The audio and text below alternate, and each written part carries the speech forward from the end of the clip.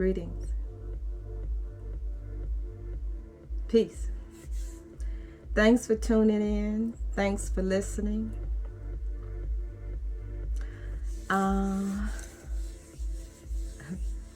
Serious is what I am, so I'm going to delve into it.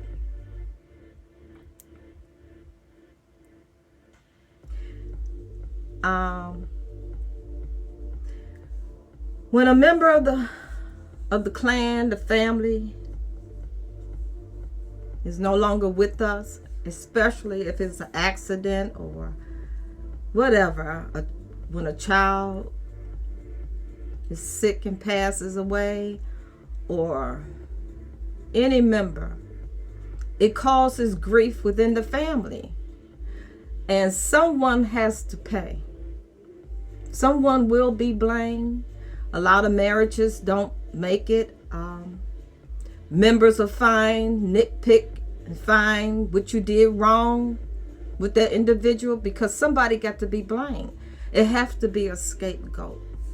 We know perhaps in the Babylon system, you may receive justice, or so many of our members are murdered and you never find out the reason why. So many of our people are missing and you never find them. So, and then it tears up the family.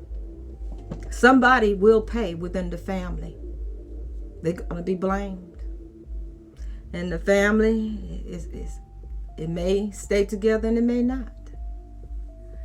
But I want to talk about something serious. When I was a teenager in Detroit, on Dexter, they had funeral homes, McFall Brothers, Thompson, and we were teenagers. We would just go in there and look at the bodies.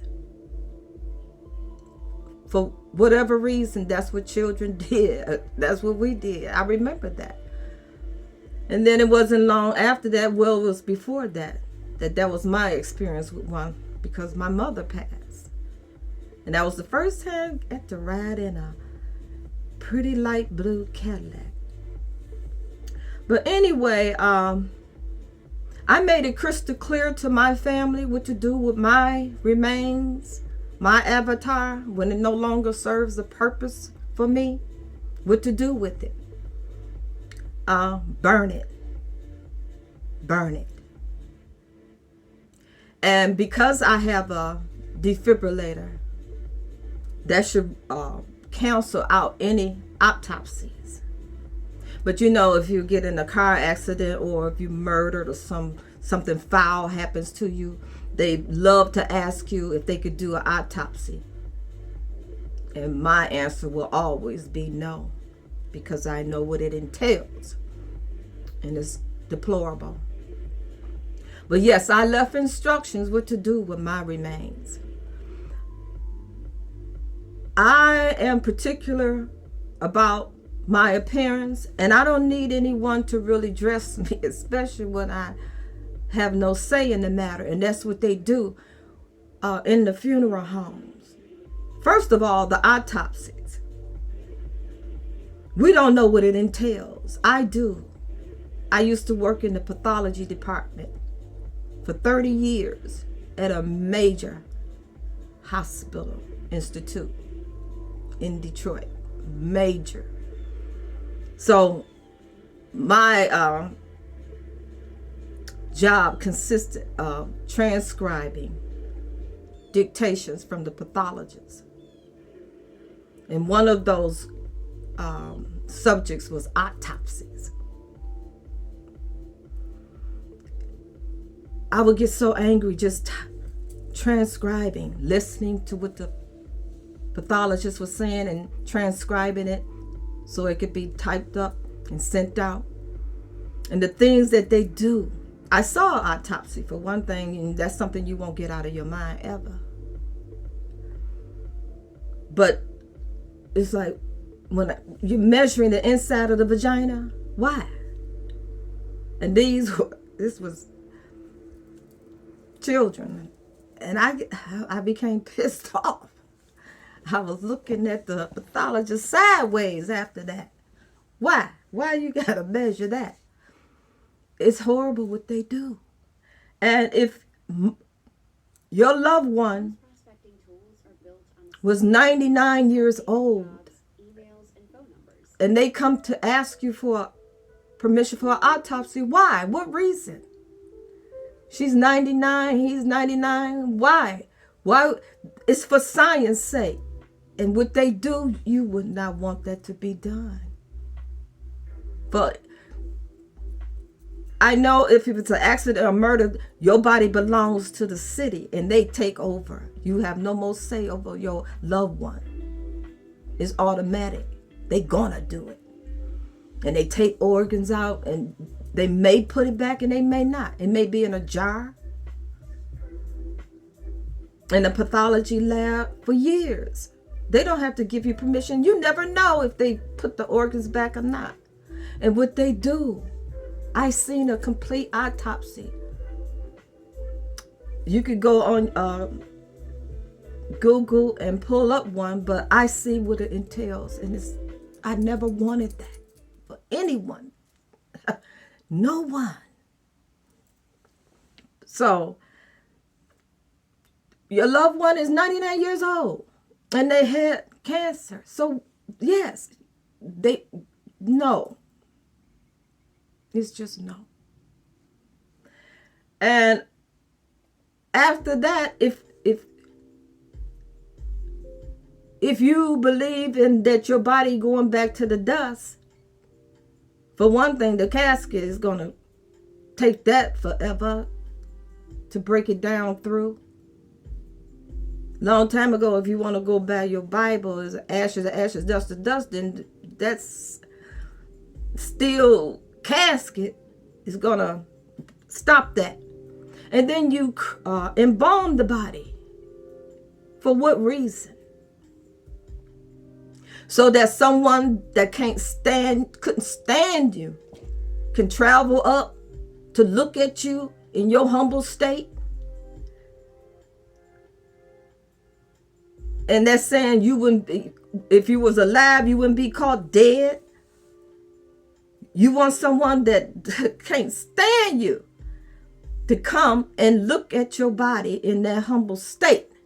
After what they have to do in the funeral home, sometimes just to get you in that dress that you don't even like. They have to break bones. And I mean, you know how Auntie was about her body. Would she want some stranger? You don't know who these individuals are in these homes and what they do to your body. The things that they do. You know how sick and twisted people's minds can be. And your loved one is there, alone, with you don't know what. They have to do deplorable things just to get someone, your remains, your avatar. That's still your body. It was your house that you used to live in. To get it presentable, for somebody to come and stare at you. And that's something I stopped doing. To me, it's disrespectful. When I used to go to funerals, they don't have them anymore. I will walk in and go straight to the family. There's no need for me to look at that house, old house, that precious soul used to live in. They're gone. That's an old building. They're no longer there. That's not that person. And then they come and take pictures. I wouldn't want nobody to do that. I wouldn't want no one to crack me open. I have a defibrillator. So I get notes too, all on the wall. Do not take me to the ER. Do not do no autopsy on me. Just cremate my ass with the quickness. I have a defibrillator, so just burn me. Burn my body. I wouldn't want to be exposed to who knows what.